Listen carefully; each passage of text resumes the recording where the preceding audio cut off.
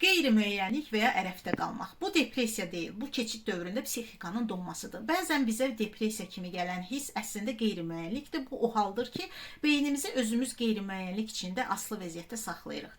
Bilmirik nə olacaq, davam edəcəkmi yoxsa yox. Bu münasibət davam edəcək yoxsa bitəcək, işdən çıxacağammı yoxsa dözəcəyəmmi? Qərarsızlıq. Və bu vəziyyət insanı adi fiziki yorğunluqdan qat-qat daha çox tükəndirir. Psixologiyada buna keçid dövründə donma halı deyirlər. Köhnə rol artıq işləmir, yeni rola keçməyə isə hazır deyilik və psixika bu boşluğa tab gətirmir. Niyə bu qədər ağır gəlir? Çünki beyin qeyri-müəyyənliyi sevmir. O aydınlıq və sabitlik axtarır. Hədəf yoxdursa, istiqamət bəlli deyilsə, beyin tədricən səssiz bir narahatlıq yaratmağa başlayır. Araşdırmalar göstərir ki, qeyri-müəyyənlik beyində təhlükə siqnalları işə salan sahələri aktivləşdirir. Sanki təhlükə yaxınlaşırmış kimi hissi yaşadır.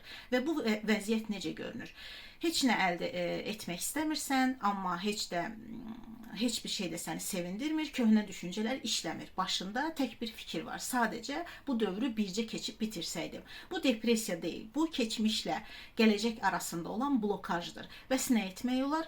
Təbii ki, özünü sıxmayacaqsan, bir qərar verməliyəm deyə təzyiq etməyəcəksən. Bunun əvəzinə özünə kiçik də olsa dayaq nöqtələri yarat. Məsələn, sadə rituallar, yüngül idman, meditasiya, qısa gündəlik planlar və s. və unutma. Fasilə də bir hərəkətdir. Sadəcə daxilə doğru olan hərəkət.